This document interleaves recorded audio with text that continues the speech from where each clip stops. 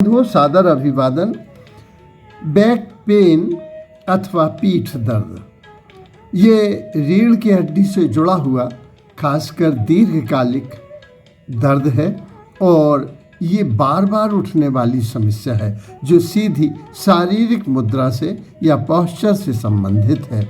ये विशेषकर जो सोने की स्थिति है, स्लीपिंग पोजीशन है, वह इसमें महत्वपूर्ण भूमिका का निर्वहन करती है। लेकिन चलने फिरने, उठने, बैठने, खड़े होने आदि का ढंग भी इस समस्या से सीधा संबंधित है। डॉक्टर राजेश मल्होत्रा जो आर्थोपेडिक सर्जन हैं न्यू दिल्ली में, वे कहते हैं 6 से 8 घंटे तक अगर कोई गलत ढंग से सोता है तो उसके जोड़ों में दर्द होगा, नसों में होगा और उसकी मांसपेशियों में तनाव बढ़ जाता है। इस तनाव का दुष्परिणाम ये होता है कि हाथों में अथवा पीठ के निचले हिस्सों में अकड़न बढ़ जाती है, झुनझुनी हो जाती है और दर्द में सुइयां जैसी चुभती हैं।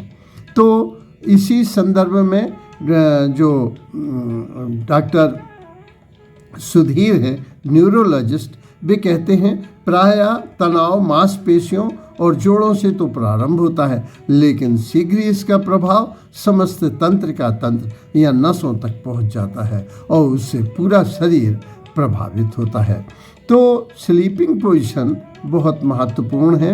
उसमें तकिया का महत्व भी है कि तकिया और सोने की मुद्रा या स्लीपिंग पोजीशन, जो रीढ़ की हड्डी है उसका संरेखण सीधी रेखा में होने पर और न होने पर उसके दुष्परिणाम क्या होते हैं? गर्दन में दर्द होती है, अकड़न होती है और नींद की गुणवत्ता प्रभावित करती है। जो नींद की गुणवत्ता है वो समस्त स्वास्थ्य को प्रभावित करती है। यदि नींद अच्छी नहीं आ रही तो इसके हानिकारक प्रभाव देखने को मिलते हैं। तो हम जानें कि क्या सोने की पोजीशन जो स्लीपिंग पोजीशन है play a significant role in the spinal pain. तो हम ये पाएं कि असुविधाजनक सोने के क्या परिणाम हैं। तो उसमें मान लो उल्टे ढंग से हम सोते हैं, उल्टे माने पेट के बल सो रहे हैं, छाती के बल सो रहे हैं, उसके दुष्परिणाम ये होते हैं कि सुबह उठने पर बाहें में सुन्नपन आ जाता है और नमनेस आ जाती है, हमारी झुनझुनी बढ़ जाती है गर्दन में, उंगलियों में। यद्यपि यह लक्षण अस्थायी होते हैं लेकिन इन्हें स्थायी होने में समय नहीं लगता है। तो सुबह उठने पर जो समस्याएं होती हैं उससे बाद में लोअर पेन की समस्या भी हो सकती है। तो हम देखें कि उल्टा सोने पर और सीधा सोने पर क्या होता है। तो जब हम उल्टा सोते हैं अथवा एक बाह लगा लेते हैं अथवा यात्राओं में अगर गलत ढंग से सोते हैं तो उसका दुष्परिणाम पर्दीय संचरण पर पड़ता है और बाह में सुन्नपन आ जाता है, उंगलियां प्रभावित होती हैं। इस तरह से ये एकदम सीधे सोने का क्या प्रभाव पड़ता है?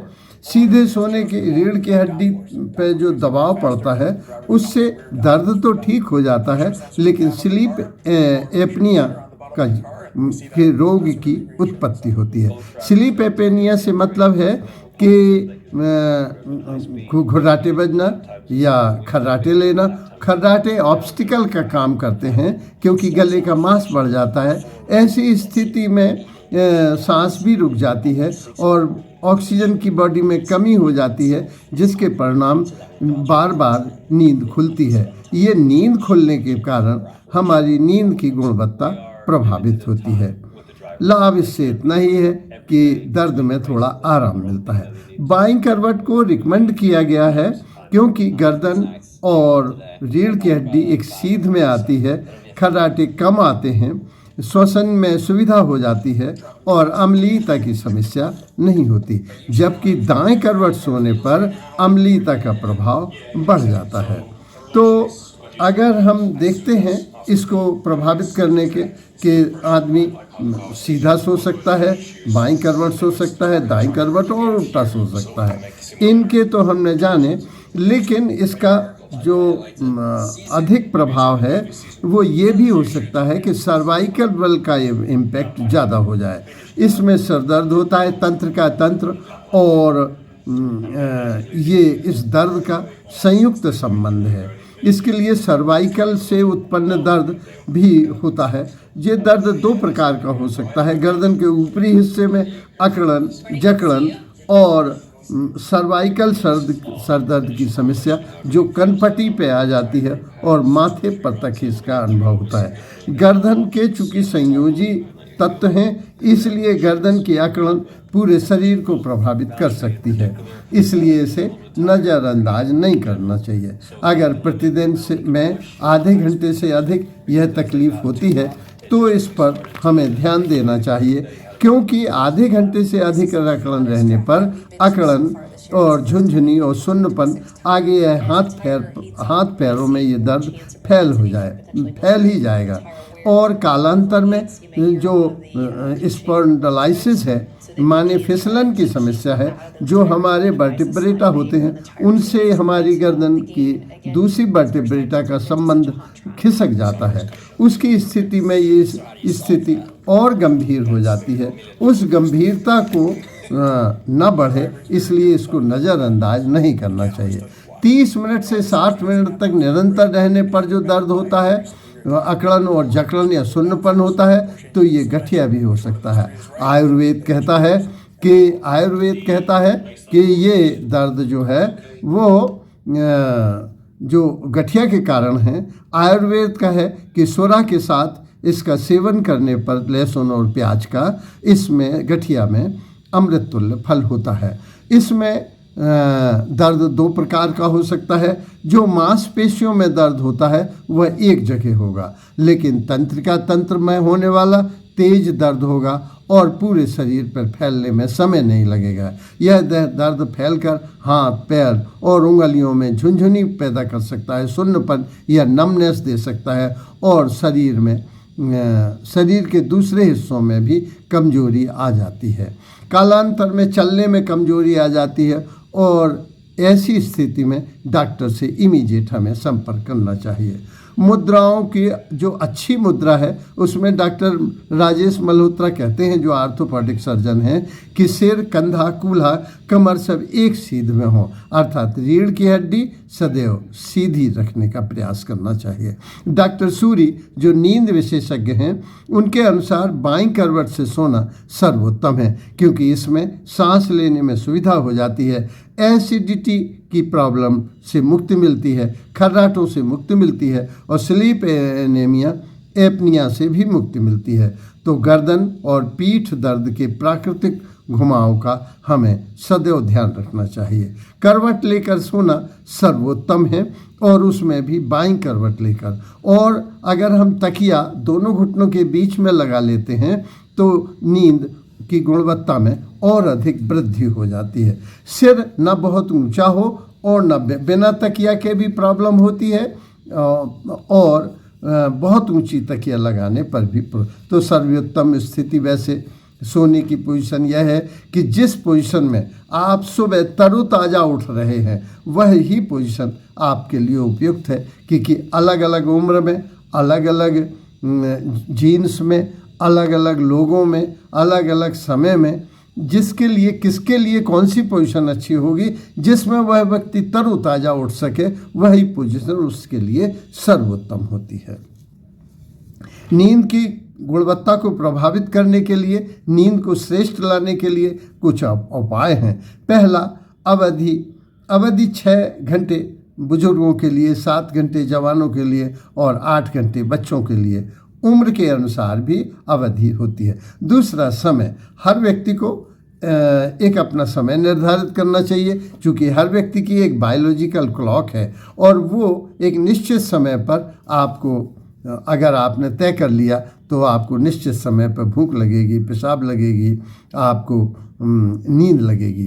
तो नींद भी जैसे अपन ने तय कर लिया कि भाई हम 10 साढ़े 10 के बीच अपने बिस्तर पर चले जाएंगे, तो आपको फिर नींद की निरंतरता को बनाए रखना है। तो श्रेष्ठ नींद के लिए ये जरूरी है कि समय पर हो और नींद निरंतर हो, यानी बीच में टूटे नहीं। ये डायबिटीज़ के पेशेंट और प्रोस्टेट के पेशेंट्स को सलाह दी जा सकती है कि वो 5 बजे बहुत अधिक पानी शाम को पिएं, ताकि वे 8-9 बजे तक वो शरीर उनका पूरा साफ सुथरा रह सके। और 10 बजे के बाद पानी कम मात्रा में पिएं तो सुविधाजनक निरंतरता बनी रहेगी। स्थान भी जो सही स्थान होता है वो वस्तुतः शांत होता है, अंधकार में होना चाहिए, हल्का ठंडा होना चाहिए, जिससे डोपामाइन हार्मोन्स रिलीज हो सके, ताकि हाथ पांव जैसे शिथिल होंगे, मस्तिष्क भी शिथिल होगा तो नींद निस्संदेह आ जाएगी।